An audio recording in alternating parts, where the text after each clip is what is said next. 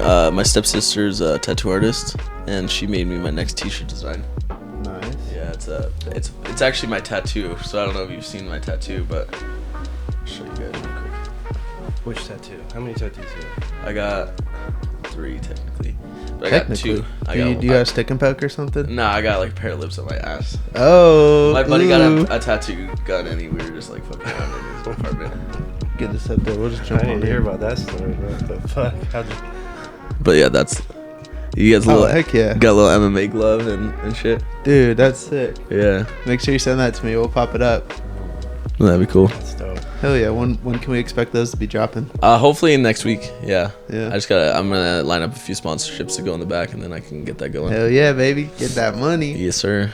Cool. Well, we're just jumping right on in. Welcome back. This is Bearsbest. Co-host with me, the great Bambi, back once again. And also back on the show, riding high off of his UFC debut win, the first win of many, Brady Bam Bam Hiestand. Welcome back, baby. Thanks for having me back. Yeah, it's a Yeah, pleasure. yeah. I mean, you'd be back regardless, but what a way to be back. Fresh off a win, fresh off this whole media tour, fresh off of maybe one of the best experiences of your life. Oh, how you for feeling? sure. You know, we're about a week out. Not even. How many days are we? Not even Well, a week. it's Wednesday, so I guess it's been 5 days. Yeah, 4 days. Not even a week. But how's it feeling? You know, a few days after the smoke settled. Good. I didn't take any damage. The most damage you see is on my face. I got a little busted lip, a little bit of scrape under the eye. Other than that, no damage. I feel like it was awesome because I actually went the full fight.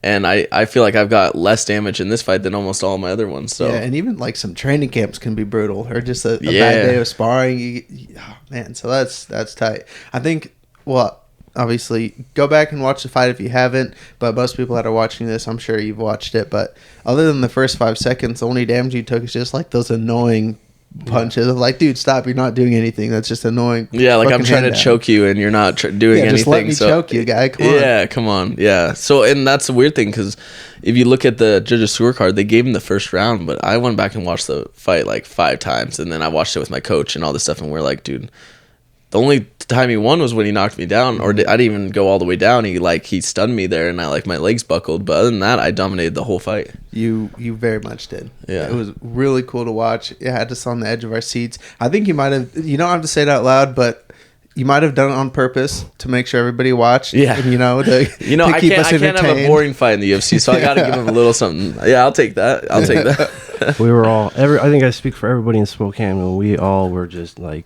edge of our seats. Even after he clipped you, he almost had you in like a bulldog choke. I wanted to ask, how deep was that choke? Was there ever any worry that the fight was going to be finished right there? Or were you in any danger at that point? No. If you talk to anyone that's grappled with me and anyone that's watched my fights, like that wasn't. I mean, it was like probably a good attempt, but I would never get put out or get a tap to something like that. I feel like my skills are too good.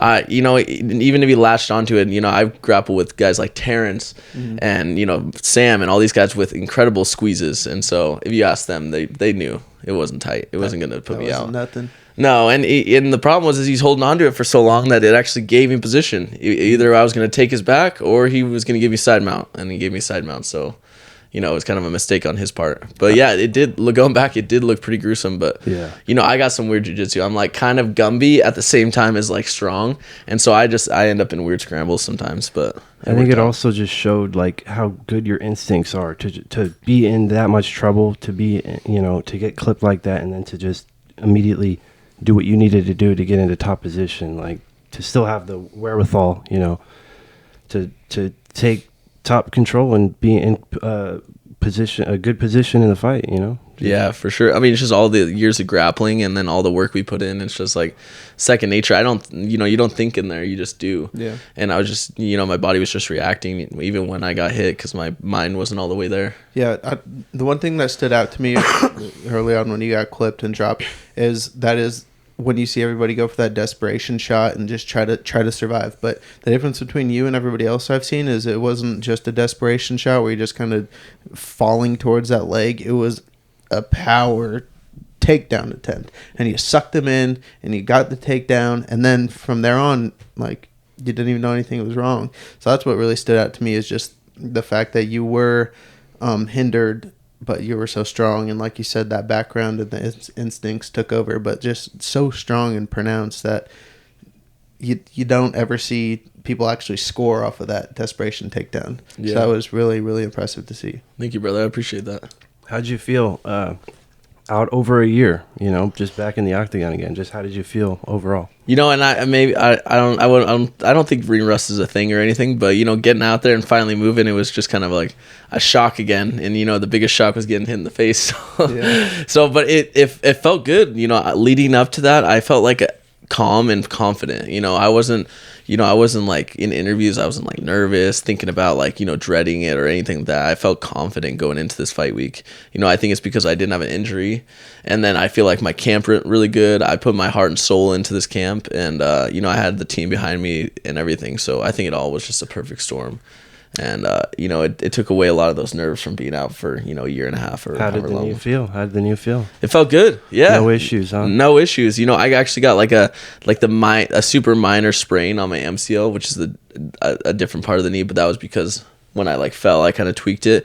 But yeah, nothing. And they said I'm going to be good in a couple weeks. So the left high kicks, or is that thrown with the bad knee or the good knee? So it is thrown with the bad knee for the fact that I plant on the bad knee. Gotcha. And that's why you never saw those in my other fights, because if I planted on that you did throw it in the Ricky fight, and you nailed him with it in the Ricky fight. I think you threw that same left high kick. See, that's how much I like to throw it. Even when I wasn't supposed to throw it, I threw it once or twice. Yeah. Well, if you watch the Josh fight, I threw it. Josh caught it, and my knee buckled, and I fell down. It was right in the first round. Damn. Yeah. Yeah, Ricky was fighting on that same card. Did you talk to him, or did you see him? Yeah. Me and Ricky are cool. Me and Ricky are buddies. Obviously, we were on the same team in the house of Tough, and we're on the same team. So I got to know Ricky really well, and we're good buddies. It just so happens that we're in the same weight division, and we might fight one day again. I would love to see that. Yeah, I would too. I'm extremely confident in that matchup. If I did that well with one leg, 22-year-old Brady, all this stuff, I think I'm only getting better, and I'm getting better at a rapid rate. So, yeah. And not only are you missing a leg, but just the mindset and the back of your head knowing how disadvantaged you are, then not only messes with your physical body, but also your mentality and just how you're going to actually execute a fight. So not only do you have a brand new knee, but you don't even have to worry about that. Now you can only worry about the fight. Exactly. So it's more than just a healthy knee. I got a free and clear mind for a fight, which is huge. Exactly. And it's like if it was like different circumstances, I'd be like, I don't really ever want to fight Ricky again. But I think the circumstances just make it so one day, I want to get that back. GSP's lost to 2 or 3 guys, and he's always just 2. Yeah, and he's always went back and redeemed himself, and in dramatic fashion. And I want to make that happen for myself too, because I don't want to.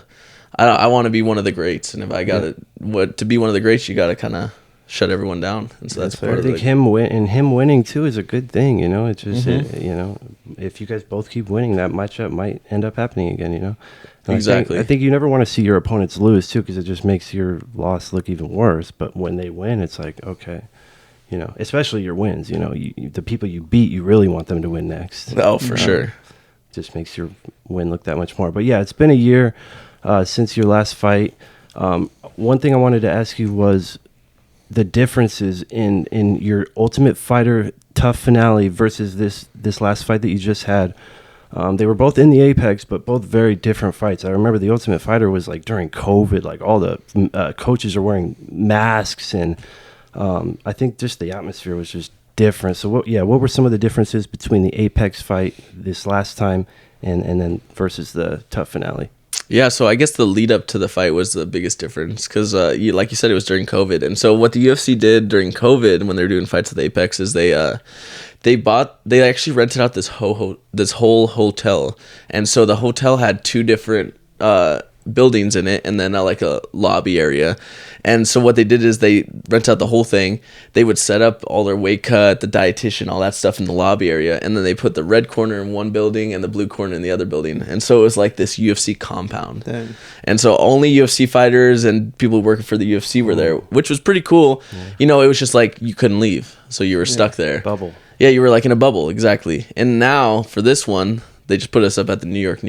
So so you were just around normal people, just doing normal things. So it was actually, I like this way better because, you know, it was just more free. Like after weigh-ins, I could go and have dinner with, you know, I had like 20 people come down, friends and family and stuff like that. And so I got to go out and, you know, eat dinner with my mom and my brother and my nephew and everybody, see them, and then go to war the next day. So yeah, because really the last thing you want to be doing is just stewing in the fact that you're going to go get in a fight and overthinking, overanalyzing. But if you could be downtown Vegas, the last thing you're going to be thinking about is a fight when you're in the hotel full of chain smoking, gambling people, and half naked ladies handing out cards, and your family's there, and food you can finally eat. Oh yeah. So it's just a breath of fresh air. Oh yeah, went and got some Italian food. Ooh, that was so good. What was the first thing? Is that the first thing you had after your weight cut? No, I think the first thing, actually Mike got mad at me. The first thing I had was some Oreo cookies. Oh yeah. He's like, Mike looks over. He's like, "What the fuck are you doing? You got to fight tomorrow, and you're eating Oreo cookies." I'm like, "I'm sorry, Mike. I thought carbs were good." And replace the glucose. Come on, Mike. Yeah, it's come scientific. on. Yeah, but you know the UFC has like a plan, and they tell you what to eat, and Oreos usually don't fit into that equation. No. It worked. It worked, yeah. You know, and I felt like the best shape I ever felt in this fight. I didn't even sit down in between rounds. You looked the part too. Oh yeah. My God. Yeah, you looked absolutely shredded on that weight scale. I mean, did you have any issue making 135? How was the weight? How was the process? Like you said, 135. I didn't even know. Like I thought I was 136, and I hop on the scale. No, this was the easiest weight cut ever, which is crazy because I feel like I looked leading up to the fight the biggest I've ever felt, and like the strongest, and like I just looked like I don't know, like just more built. So it almost like people were saying that they're like, dude, you look so much more muscular than last time, and I'm like, oh, that's hopefully this isn't a harder cut, but it was actually way easier. I did the water load process, everything like that, and then so the night before I went and sat in the hot tub for 30 minutes, and then I hopped out and then went and slept, woke up 1:38. Oh, nice. And I did one 20-minute session in a hot tub, or in like the bathtub, you know, and then I wrapped myself in towels for 20 minutes, and I was 135. Easy. That's easiest cut ever. I like usually people got to do sessions and sessions in the tub or go sit in the, just like drain your body, like just a full workout the day of weigh-ins. You're not going to be able to recover from that in 24 hours. No, and I did get like the night before weigh-ins, because you weigh in the morning of, you know, the day before. So literally 12 hours before, I hit Mitch for three rounds, and that's what started my sweat. And then I went and sat in the tub. Having that extra time to rehydrate, is that how different is that than having to weigh in the night before the fight? You know, this is actually even different. Like we actually didn't get that much time to rehydrate. We got normal time because, you know, usually you weigh in the morning of the day before and then you fight the next night. But we actually fought in the morning. Oh yeah. So this one was shorter, but usually it's the morning of the day before and then you fight the next night. So that usually, like last time, it was huge. You know, you almost had too much time. I liked this because it was like I woke up at 6, got a little breakfast, got a little coffee, moved around, and then I was in the cage. Yeah. So I kind of liked it like that. Yeah, I didn't mind it. It's like when your training sessions are, you know, it's like that's the time you're fighting. You're not sitting around waiting all day.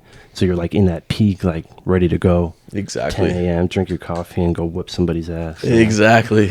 And you definitely did that. Fuck yeah. Yeah. What'd you end up picking for your walkout song?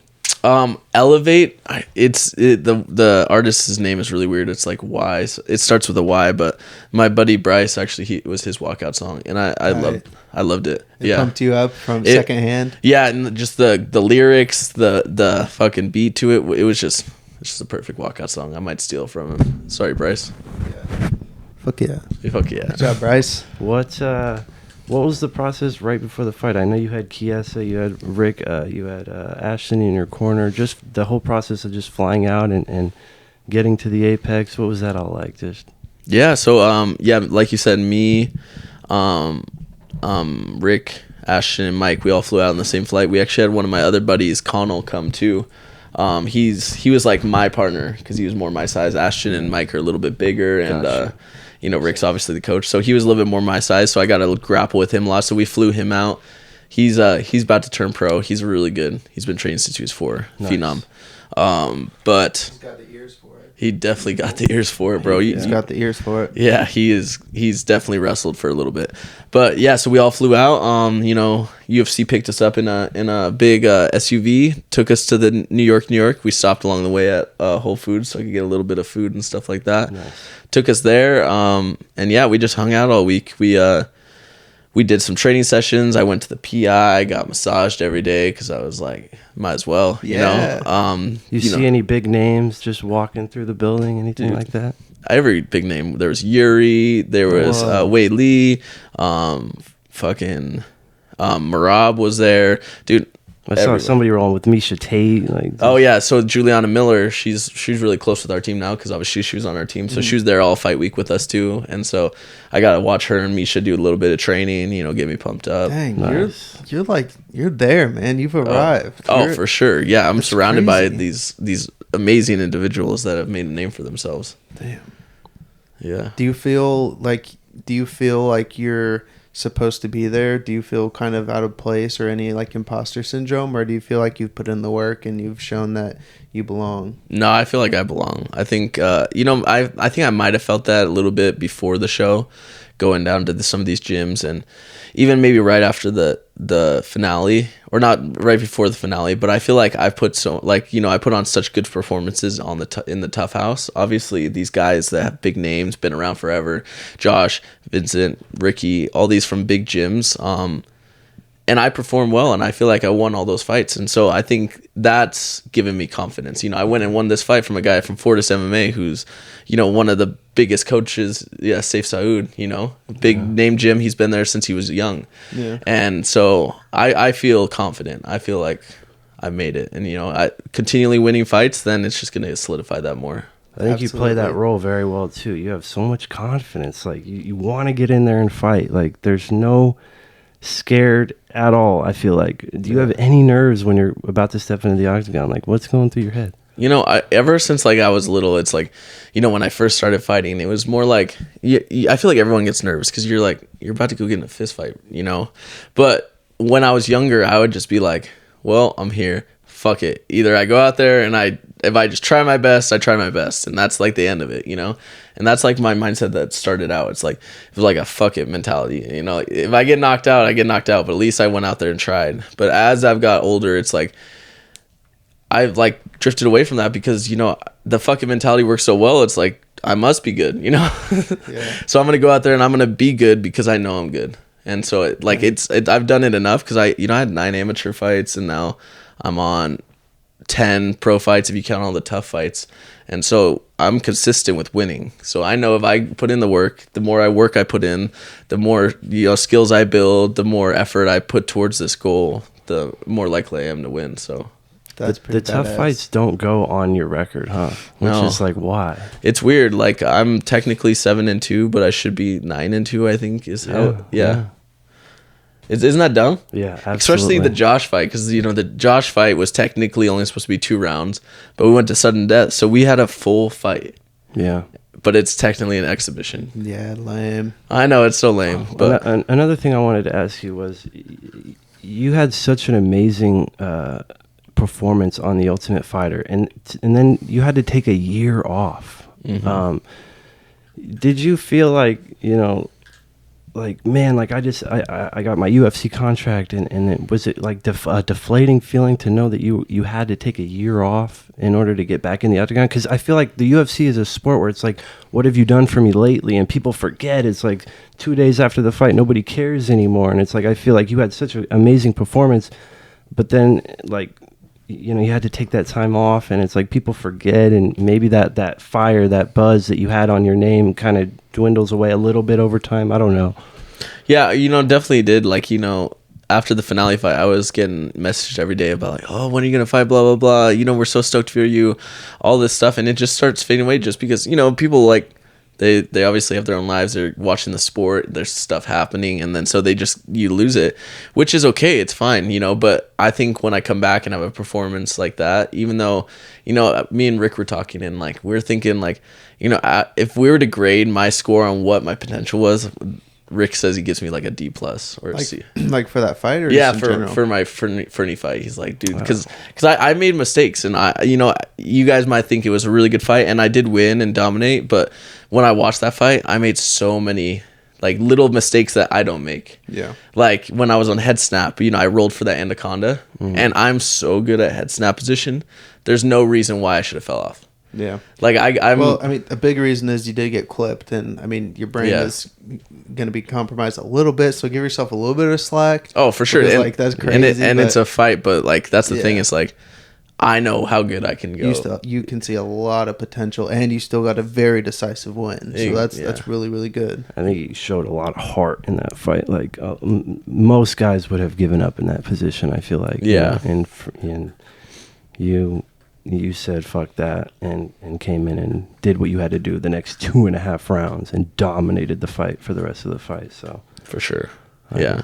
Early on, or a few weeks ago when we made that video with you and had some interviews and followed you around at practice, Rick had said that he doesn't really say a lot during the fights because you guys are so trained, you know exactly what to do, and everything that he's going to say is already engraved in you. Do you remember if Rick did say anything to you during that fight? Yeah, like you said, he doesn't say a whole lot, but he said a little things like in between the second and third round. He's like, "I want you in stance, head on the weak side," and that's all he said.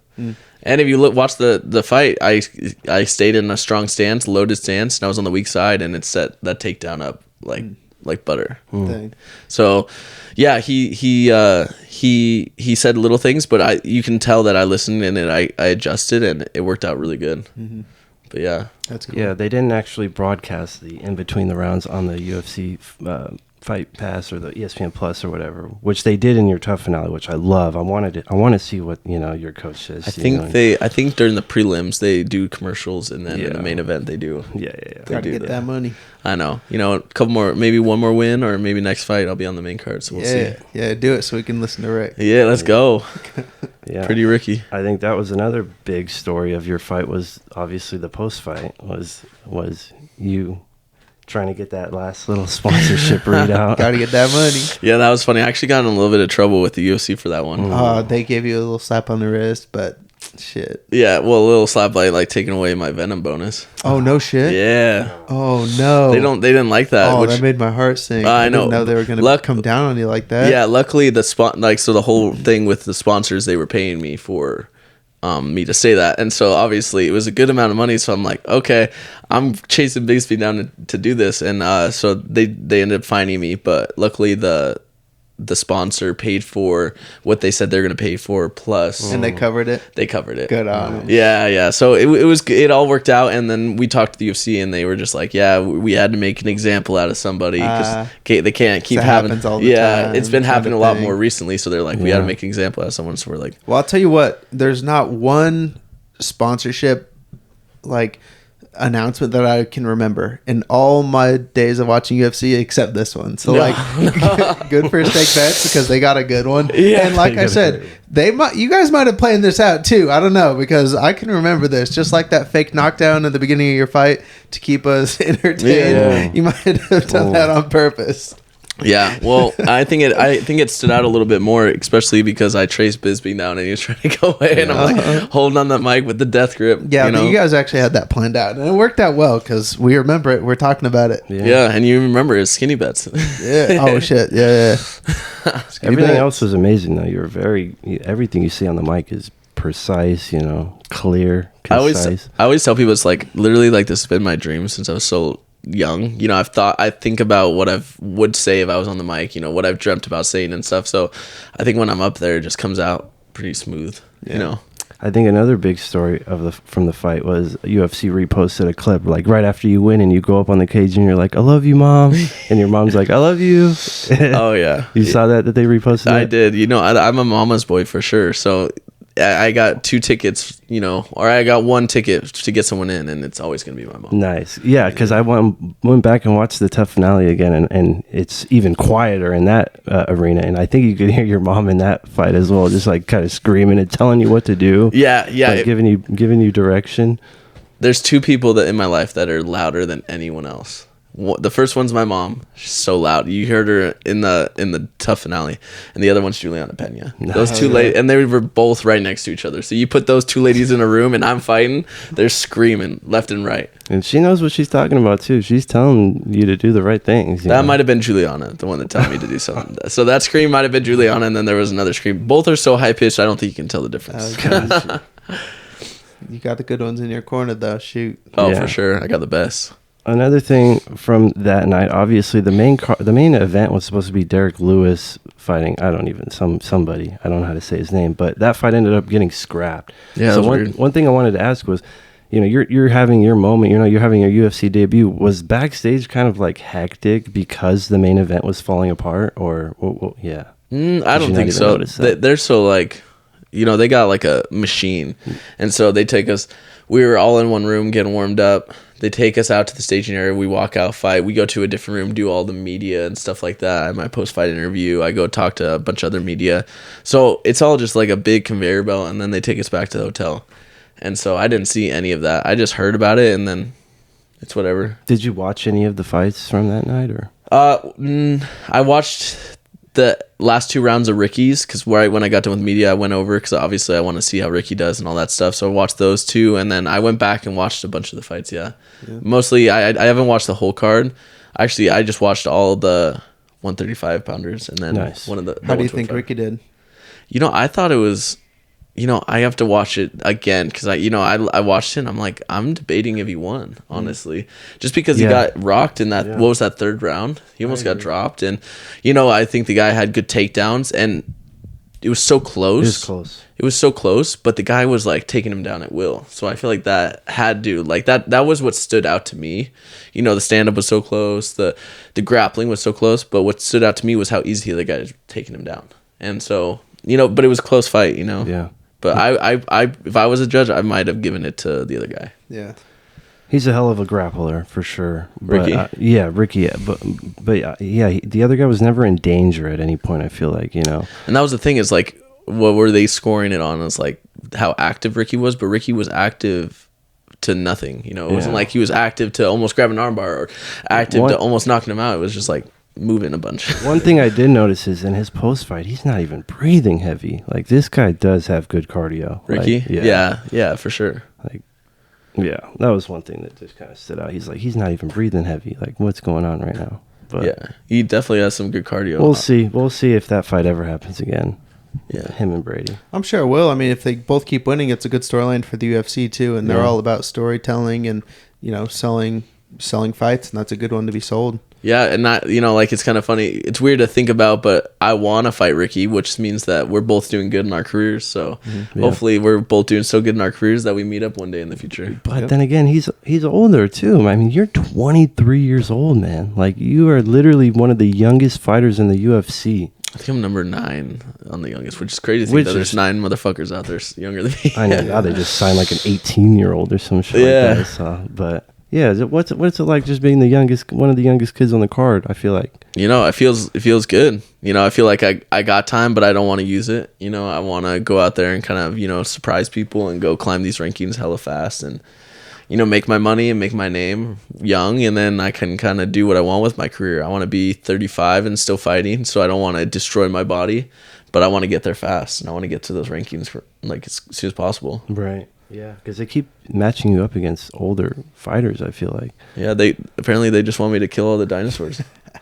Young lions, man. I like it. I hope that down the line that they start lining up those legends for you, and for sure, just those guys kind of on their way out, and then one day you can have your Israel Adesanya, Anderson Silva moment. Exactly. Dude, that would be my I think that'd be Dominic Cruz for me. Dominic Cruz. Yeah, I could see because that. he's just such a legend and such a G. Yeah, I love that fight. Yeah.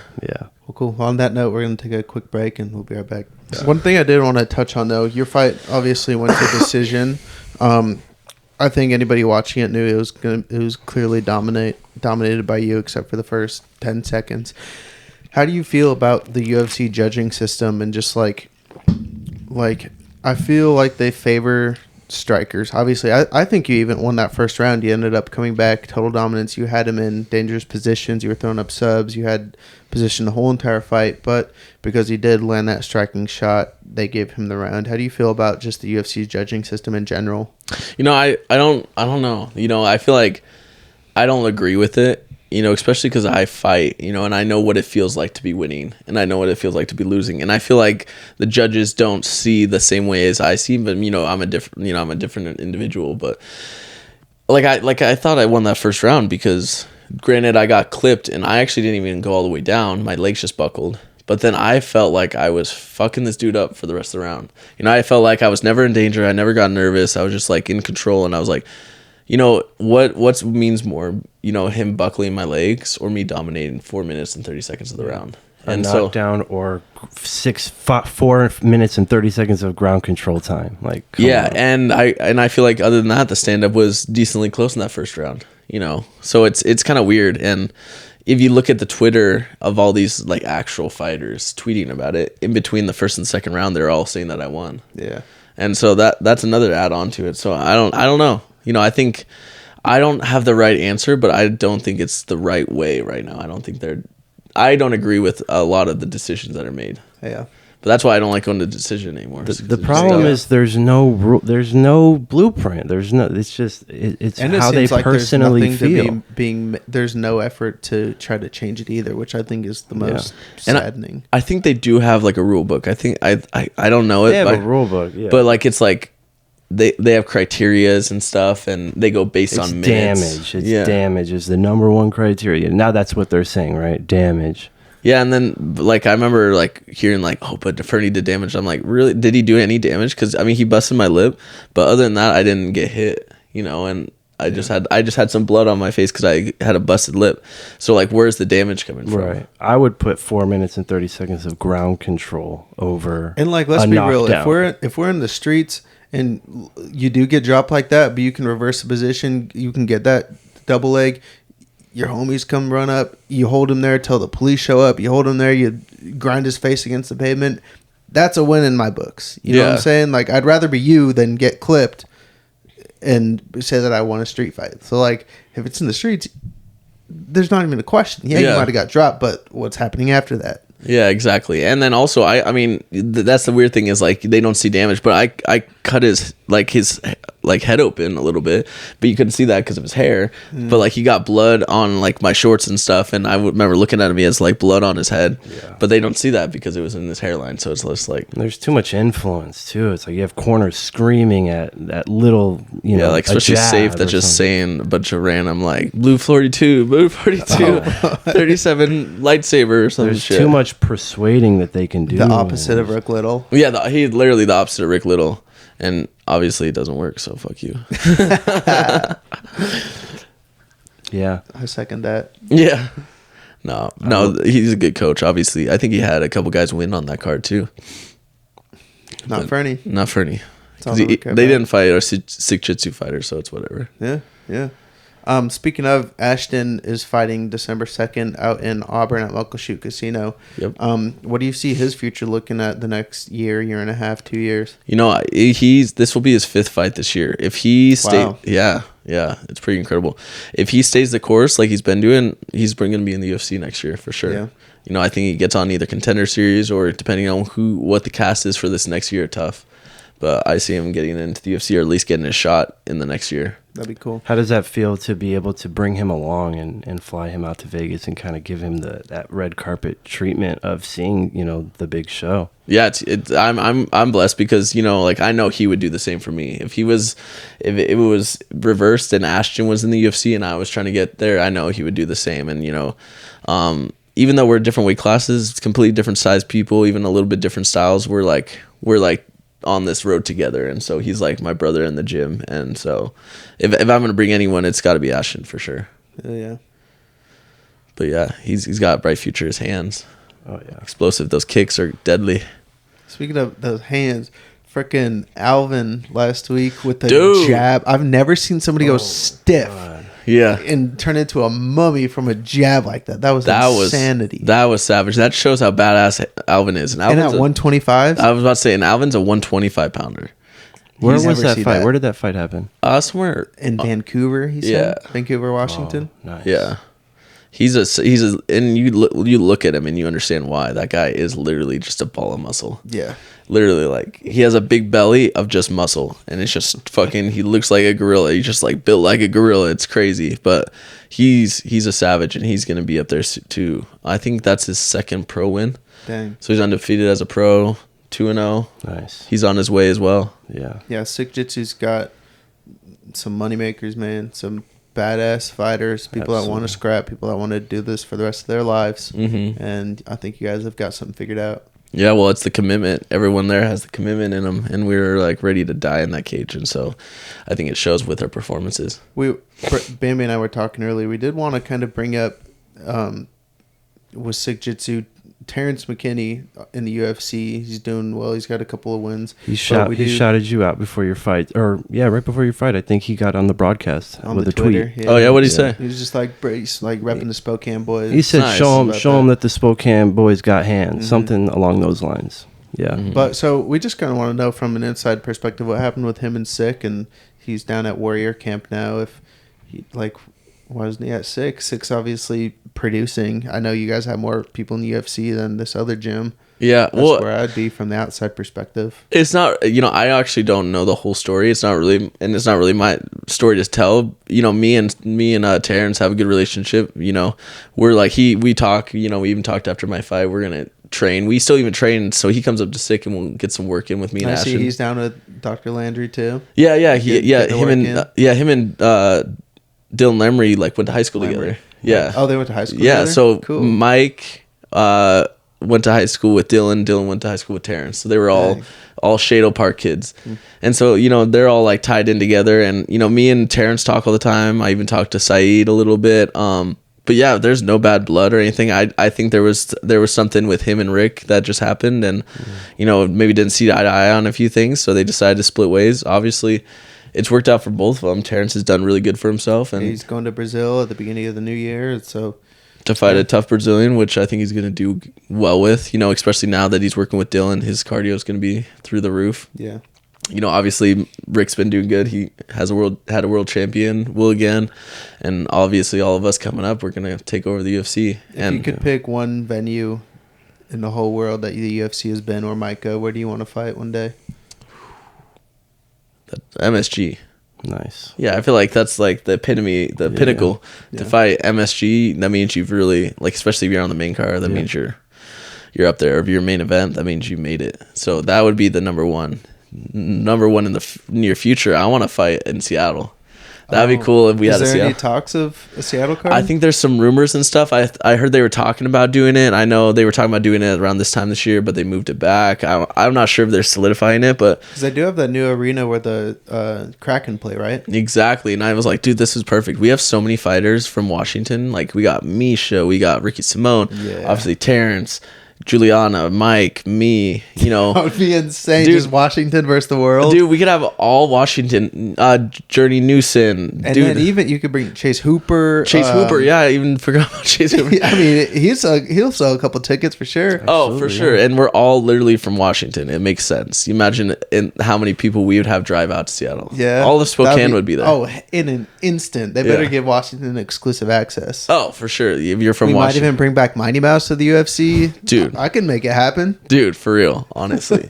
Dude, Seattle would sell out. That'd be insane. That'd be from top to bottom, you could do Washington versus the world, and it would be good matchups. Yeah, because what is that? That's 8 fights right there. That's a whole card. Solid fights too. Yeah. Yeah, so Couple world title fights in there. throw top 5 slots, contenders, even you got guys coming up that are just getting in the UFC. You got everything, all different spectrums. That would be cool, especially with you and Terrence, young bucks on the rise. That's a great push to make a Seattle card. Yeah, Dang, for real. I'm excited for that. I haven't thought about that in a while. I know. I've never been to a UFC fight before. Really? Uh-huh. It's funny because the first UFC fight I went to was because Volk took us on The Ultimate Fighter. Oh, dang. Yeah, so I That's was cool. Yeah, I went to one of the fights at the Apex. I think it was Michelle Watterson versus a kickboxer chick. It wasn't it wasn't the coolest card in the world, but it was a card, and I was like, this is fucking crazy. I went to UFC 139 in San Jose in 2011. That was Dan Henderson versus God, who is he I think it was like Vanderlei Silva or something. It wasn't Vanderlei. I think that was right. Vanderlei was on the Your card, but I Facebook think he thing was a just popped coach. up. Yeah, That's yeah, cool. But yeah, one thing I did want to ask was you in the Ultimate Fighter, your coach was Alexander Volkanovski. What was it like training with him? Did you get to actually grapple with him? And is he like, how is he as just a guy? Dude, Cool. he's the coolest guy ever. You know, he's a hard worker. He's the most generous guy. Like, he would have a full training session because obviously he's getting ready for a title fight, and then he would train with us for 2 hours. Nice. And so if you know how tall he is, he's not tall. He's like 5'5", 5'6". And so he was literally the perfect partner for Vincent. So the second fight I had was against Vincent, who's literally built just like Volkanovski, just a slight bit smaller. So literally the whole entire 2 weeks leading up to that fight, when we were in the house, I would just train Volk. I would just do my game plan on Volk. We'd talk about it. I would spar with Volk. Everything was just Volk because no one else compared. Dang. So I would just literally beat up Volk, just let me beat him up and choke him out and stuff, getting ready for Vincent's fight. So the best in the world. If that doesn't tell how cool of a guy this is, he just let some fucking 21-year-old random pipsqueak just beat him up for 2 weeks to get ready for a fight. That's awesome. That's championship right there. How do you think he does against Islam? You know, you can't put anything past the dude. This is probably going to be his hardest fight just because of the size and you know, his style is just fucking wrestle you. And so, but you know, Volk will literally do everything he can to beat this dude. So I still think he wins. I think he'll leave no stone unturned. He'll get himself as big as he needs to. He'll get himself in a good enough shape. He used to be an athlete at 300 pounds, didn't he? It was like rugby. 214. 214. Okay, I played it a little bit. Yeah, a little bit, but that's still big. Yeah. For being 5'5". Yeah, that's large. Humongous. He's daring to be great, and I think that not that many people in the UFC obviously have won 2 championships in 2 different weight classes, and he's trying to put his name on that list, and I think he has a good shot, man. Especially, I think he has a really good shot. I don't think Islam has faced enough adversity, has faced enough high top tier level opponents, and Volk has been in some wars, and you know, Max Holloway, you know, Brian Ortega, you know, just solidified himself in my opinion, but we'll see what he does at 155. Yeah, I mean, if anyone can do it, I think Volk can. So, you know, I'm riding with Volk all the way. Hopefully, you know, I even was like thinking about trying to get on that card. Yeah. Because how far away is it? It's soon. It's like it's in like February or some shit. See that? Yeah. I mean, I have a 30-day suspension and then I'm good to go. So nice. You're ready to get back in there. Yeah, I'm ready for sure. You know, I didn't take any damage. Like I said, I got a busted lip. You know, that takes a week to heal, but you know, I feel in shape. I feel ready to go. So. I want to. Yeah. We'll be in your corner. Yeah, for real. And I know Ashton will come. Rick said he's down to go to Australia. So damn, that would be just to go to Australia on the UFC's dime. That'd be so fucking sick. Oh, for sure. Go for a work trip to Australia for a week and a half, whatever. Yeah, for real. Take those opportunities. Take those life experiences. Enjoy the ride. You know, because exactly it goes quick. You're very young, but it goes quick. Oh, for sure. That's why I'm trying to soak it in. Yeah. Soak in as much of the experiences and money as I can. Yeah. Yeah. Something kind of important I wanted to ask you is, how many views do you think it would take to beat Francis Ngannou? Damn, that's a good question. Dude, I just saw him at the PI. Like, you saw him in person? Oh, dude, that guy's huge, bro. I'm surprised they let him train at the PI with everything that's going on right now. Yeah. But just with the contract bullshit negotiations and everything. Yeah. No, they don't care. I mean, they took Venom sponsorship away. Yeah, but the UFC, like the PI is really cool in the fact that they're very non-biased. So whatever's like their jobs. Yeah, they just have their jobs. They don't care where you are, like who you are, all that stuff. It's just like, oh, you have access. Okay, you're allowed to do this. And so they're really just like their own separate thing. That's nice. Yeah, so it's pretty cool, and all the people in there are awesome. Like Heather and Tara and Bobby that run the recovery center. They're just super cool people. Becky, she does my programming with Dylan for my strength conditioning. They're really cool. But yeah, no, they're cool over there. But back to the question. 2 of me could fuck up Francis Ngannou. Just I believe 2 of you. Wow. Well, 2 of me when I'm eating good and not cutting weight. I think when I'm like down to like 150, that might be a little bit of issue, but I'm a spider monkey, bro. I feel like I climb up that motherfucker's back and choke you go him out. high, I'll go low. Exactly. I feel like your wrestling could give Francis a run for his money right now. Just one of you, honestly. Yeah. Like what would it be? Like 2 single legs equal a double leg on that motherfucker. Yeah. Dude, he ain't staying up. That's a good. I believe it. I'd pay to watch that one right there. Yeah, you just gotta not get hit. If I can get in and not get hit, Just I think stay low. Yeah. You just have to crawl over, I think. You said Rick gave you a D+ in this last performance. Yeah. What did Mike say? Did he give you any good words after the fight? He was just like, damn, like, because they've seen me in the gym and they know what I can do, and I usually perform way better. I don't usually make those mistakes and just stuff like that. And my grappling is good. And I feel like when I grab people, usually they don't fucking move, like it's just over. And so he was like, it was a good experience and he thought I did good. And he obviously everyone knows I got hurt. That was never a surprise, but yeah, he said like, you could have done better, but it's good that you got the win and you still have things that you could work on. Like you saw things that you can learn from while still getting the win. Mm-hmm. So it was the best it could be.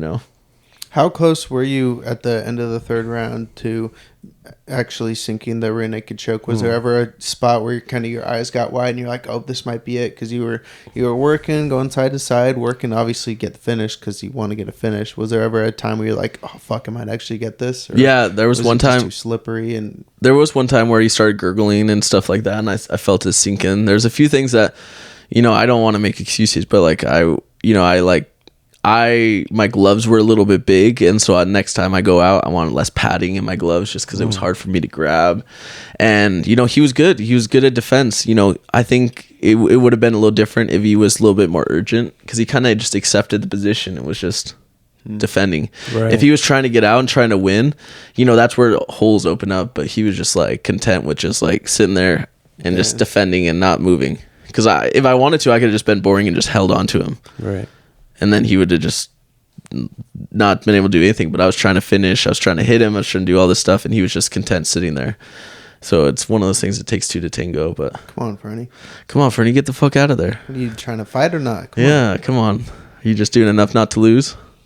Yeah. I think he had one round in him. And if he didn't get you out of there in the first round, then it was going to be a long night for him. Yeah, exactly. But, good on him. He remains unfinished, so good for you, Fernie. I think you showed a lot. You showed a lot of heart. You showed a lot of amazing grappling, and it clearly grappling takes you so far in the sport. I mean, you look at guys like Aljamain Sterling, who's the champion in the bantamweight division, and one thing he's able to do is, no matter what, he's somehow able to just get on your back and ride you out and get that body lock in, and it seems like that is the route to go. You keep yourself safe, dominant position, Yeah, I mean, grapplers have the longest careers. Yeah. You take the least amount of damage, so. Yeah.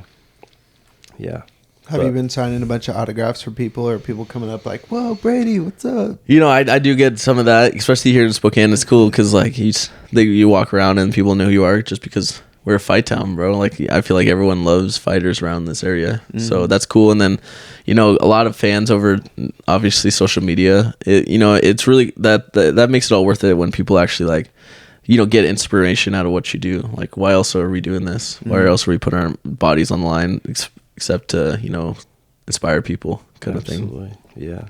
I just feel blessed to be able to film the whole process, like to be in the gym with you guys, to see the whole training process, and then for you to go in there on the biggest stage of them all and come out with a victory. Yeah, you guys did amazing. I feel like you elevated my camp, the gym, everything up to a whole nother like level of professionalism, because that video was sick, even though you misspelled my name, but I'll forgive you. I know on the thumbnail.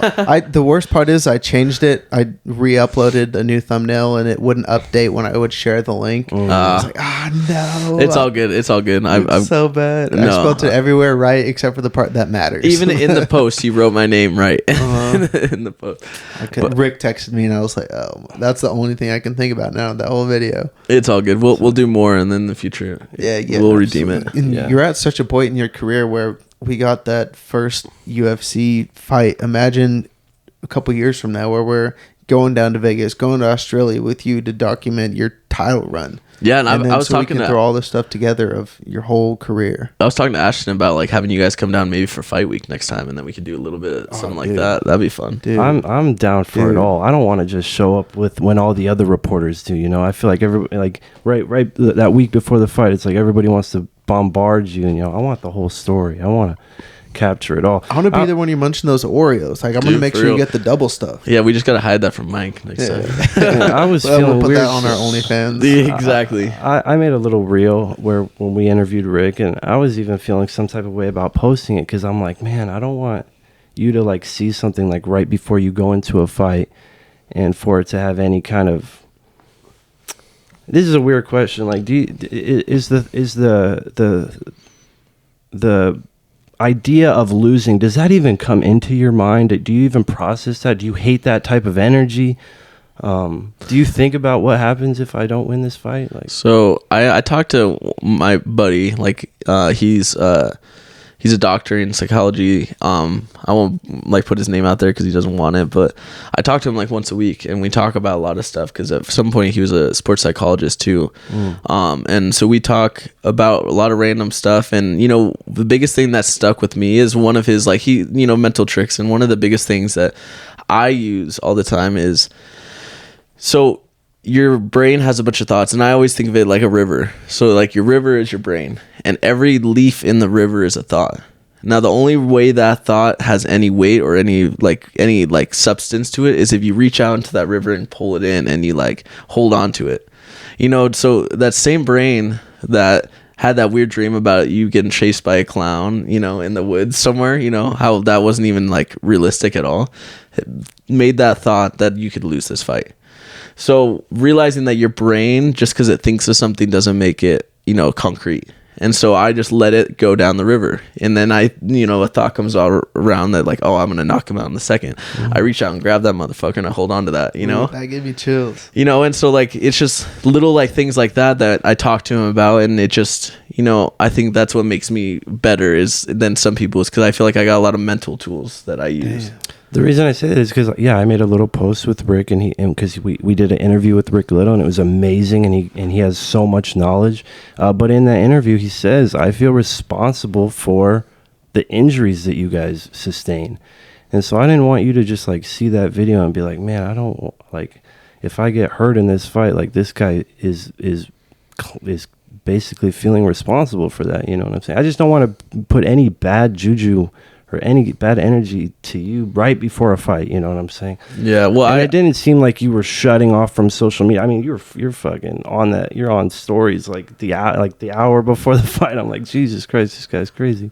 Yeah. Well, that's the thing is like, I feel like, as I grow in the sport, the more eyes, the more attention, it's not going to get easier, so I feel like I got to mentally prepare myself now. And if I can be so mentally tough that no matter what comes my way, whether it be something fight week or I see something or that shouldn't affect the way I perform, because I put all this effort in and stuff, I think my mental should be sound enough to where that doesn't matter. And so if it doesn't fit within my mental like space, and it doesn't help me out, it's going down the river. And what was right after you won this fight, what is the praise like from like all your friends and family? They're reposting? I see so many people reposting on social media. How does that feel, just seeing your notifications just go crazy like that? Oh, it's amazing. I love it. It's because it's like, when you're young, like when we first start out, it's like, it's such a, like, you almost feel like it's weird, like, I'm going to be a professional fighter. You start out and people are like, oh, okay, Brady, you're going to be a fighter, and then it turns into like, oh, he's a professional fighter. And then I'm like, yeah, I'm going to get in the UFC. It's like, okay, Brady, you're going to be in the UFC, and then I get on the Ultimate Fighter and they're like, damn, oh, he's not going to do that good. Oh, he wins the Ultimate, it just keeps, I like to like, surprise people and then make the people that believed in me happy and like be like, I told you so. I love those are the biggest ones that are like, they post before my fight and then they post after and they're like, I told you so. Some people go ghost. Yeah, some people, or like, if you were to lose the fight, heaven forbid, yeah, people just, they don't want to show support and win and loss, Has there been a lot of people coming out of the woodworks, like people you haven't talked to since high school, or or people that you just didn't even know you had a part within your life that was just like, oh, Brady, I've loved you forever. Good job. You got this UFC. I've been with you this whole time. Yeah, it's yeah. like, bitch. Yeah,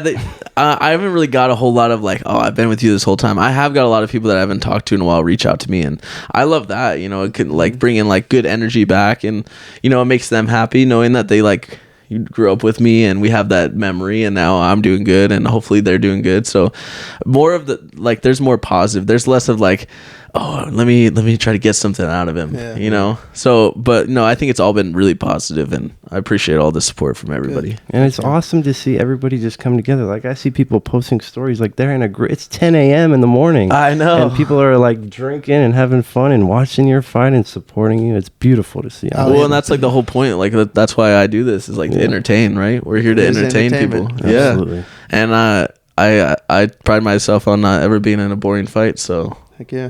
Yeah, Allie and we had a business meeting that ended right at like 10:18, and I was like, oh, the fuck. I raced out to our car, pulled up on my phone as you were walking out. Oh, no. That's hell crazy. yeah. It was perfect timing. We played it through the Bluetooth speakers. We were watching. Oh, my gosh. It was so cool. I couldn't have asked for a better time. We were both just on the edge, like I said, on the edges of our seats. It was a good fight. You got the win. Yeah. And we're just so excited for How you to see often where do you you go. see man. the announcer say fighting out of Spokane, Washington? You know, way more often than I think people expect. Yeah, yeah. It's amazing though to see. Every time I'm like, man, this is unbelievable. I love this sport. I love covering this sport. I love getting the opportunity to showcase your guys' journeys, you know. Yeah, Spokane's a cool place. You know, Yeah. people always ask me if I'm gonna move somewhere else, and I'm like, no, dude. Spokane's the best. Not only do I am like literally the only sport I've done longer than fighting is skiing, and so next week I'm gonna be gone in the mountains. Nice. Is it But- opening up next week? Yeah, well, it's opening. I think they're open this Friday, but I got a bunch of family stuff. I'm taking my girl to Seattle and stuff like yeah. that. Nice. But you know, Hit me up, bro. I ski. Oh, too. yeah? You ski? Yeah. damn right. I'll snowboard. We'll have a podcast on the mountain, baby. We'll make fun of this guy because I'm usually the only skier. So. Nice. I only ski. I started skiing. I only started skiing a couple years ago because I'm from California. It doesn't even snow there. But yeah, my first experience was really bad. They took me to the top of the mountain. It took me hours to get double down. black or something. Yeah. And then I went down the mountain, and I actually went to another lift that only takes you back up the mountain. No. They had to send a ski mobile to come pick me up and bring me back.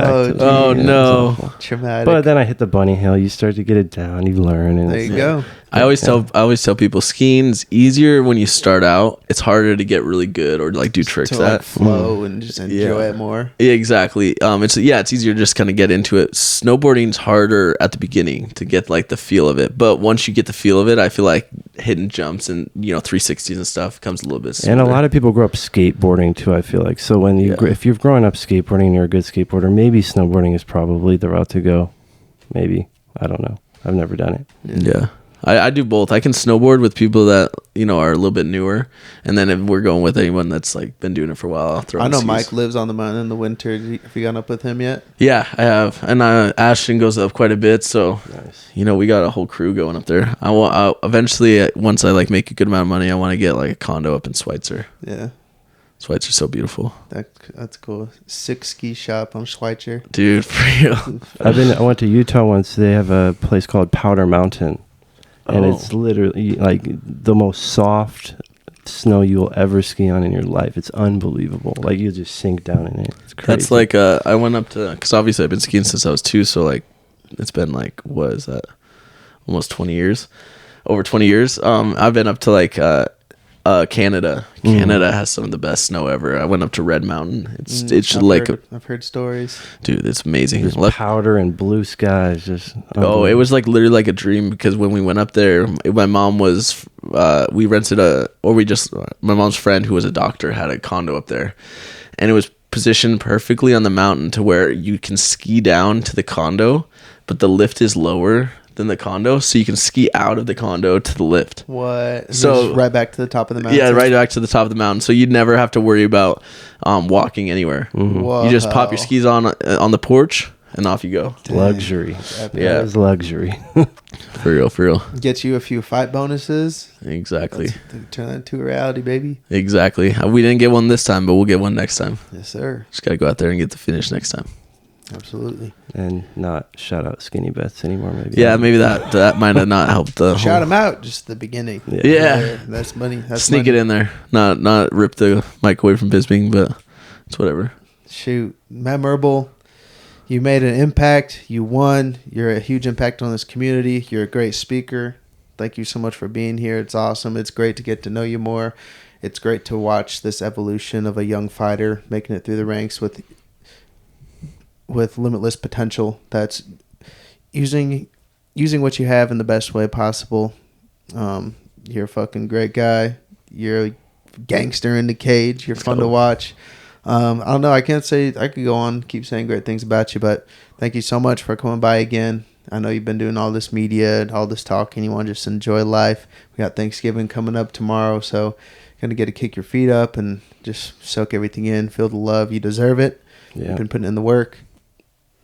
That's Absolutely. my part. Thank you very much. Yeah, thank you. Yeah, Appreciate it. thank you so much for giving me the opportunity to chase one of my dreams, and follow you guys around and tell your story, because, there is a story to be told, I feel like, in Spokane. You've got Warrior Camp and you've got SIG and you've got these big mixed martial arts gyms, and maybe we fabricated a little bit and want to dig a little bit deeper than is probably necessary, and maybe create beefs. But at the end of the day, like I was talking to him before, we're just promoting. We're trying to promote. We're trying to build these stories and give you guys a platform to tell these stories. And you know what my favorite fight of all time is?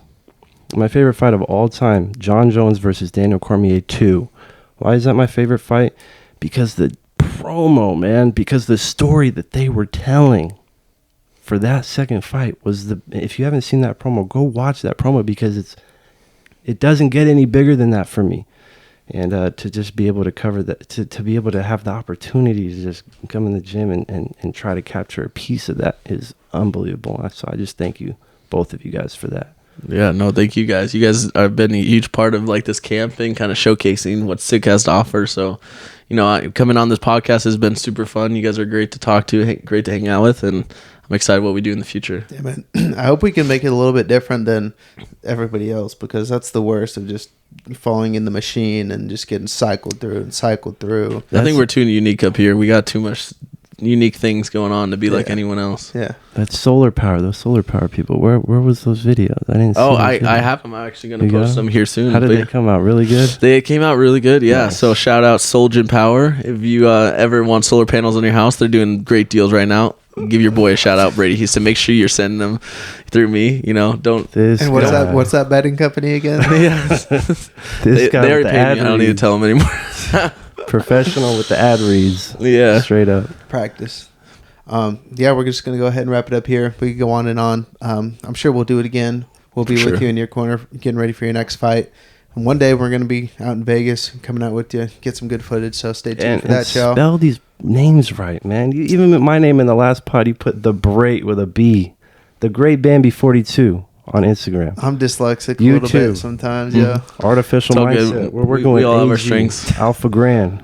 Alpha Grand, the Great Bambi, Brady Hiestand. I say it with the E now instead of I, because that's how he says it. I've also mispronounced his name this whole entire time. Hiestand, right? Yeah. Hiestand. Rick's trying to change my name to He-Man Hiestand, so people say it the Hey. right way. I like it. Brady Hollywood Hiestand, Brady Bam Bam Hiestand. Follow him and everything. Everything will be listed below. Enough rambling. We're gonna get out of here. Deuces. Peace. Good shit.